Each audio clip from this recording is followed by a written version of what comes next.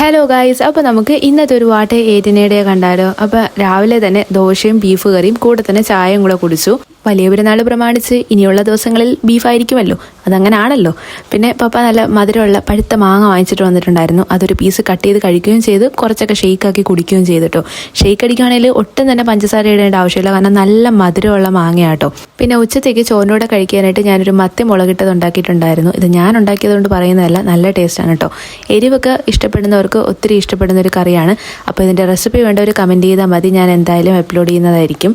അപ്പോൾ ഉച്ചയ്ക്ക് കഴിക്കാനായിട്ട് നല്ല ചോറും പിന്നെ ഞാനുണ്ടാക്കിയ സ്പെഷ്യൽ മത്തി മുളകിട്ടതും നല്ല മോര് കറിയും പിന്നെ വഴുതന മെഴുക്കുവരട്ടിയും ക്യാബേജ് തോരനും എല്ലാം കൂടെ കുഴച്ചിട്ട് ഇങ്ങനെ കഴിച്ചു. നമ്മുടെ ഇവിടുത്തെ മാർക്കറ്റിലൊന്നും മീൻ ഇപ്പോൾ കിട്ടുന്നേ ഇല്ല കേട്ടോ, കാരണം എന്തോ ഒരു ഇടയ്ക്ക് വെച്ചൊരു കണ്ടെയ്നറിൻ്റെ പ്രശ്നം വന്നതിന് ശേഷം മീനൊന്നും അങ്ങനെ കിട്ടാറേ ഇല്ല.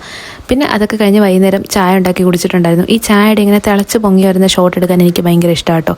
പക്ഷേ എടുക്കുമ്പോൾ ശ്രദ്ധിക്കണം, തിളച്ച് പൊങ്ങി പോകരുത്. പിന്നെ രാത്രി കഴിക്കാനായിട്ട് എഗെയിൻ ബീഫ്. കഴിഞ്ഞ വീഡിയോയിൽ ഞാൻ പറഞ്ഞിട്ടുണ്ടായിരുന്നില്ലേ, എനിക്ക് വേണ്ടിയിട്ട് കുറച്ച് ബീഫ് റോസ്റ്റ് ആക്കണമെന്നുണ്ടായിരുന്നു, പക്ഷേ മടി കാരണം പിന്നെ പറ്റിയില്ലാന്ന്. അതുകൊണ്ട് ഇത്തവണ ഞാൻ എന്താണെങ്കിലും എനിക്ക് വേണ്ടിയിട്ട് കുറച്ച് ബീഫ് എടുത്ത് നല്ല തേങ്ങാക്കൊത്തൊക്കെ ഇട്ട് വരട്ടി എടുത്തിട്ടുണ്ടായിരുന്നു.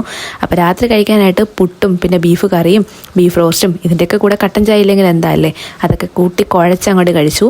അപ്പോൾ ഇതൊക്കെയുള്ളൂ നമ്മുടെ ഇന്നത്തെ വാട്ട് എയ്റ്റിനിടെ. ഇതേപോലത്തെ വീഡിയോസ് കാണാൻ ഇഷ്ടമാണെങ്കിൽ എന്തായാലും ചാനൽ സബ്സ്ക്രൈബ് ചെയ്ത് കമൻറ്റ് ചെയ്യാൻ മറക്കണ്ട. പിന്നെ ഈ തേങ്ങാക്കൊത്തൊക്കെ ഇട്ട ബീഫ് റോസ്റ്റിൻ്റെ റെസിപ്പി ആണെങ്കിൽ അതും കമൻറ്റ് ചെയ്താൽ മതി കേട്ടോ. അപ്പോൾ എത്രയേ ഉള്ളൂ. താങ്ക്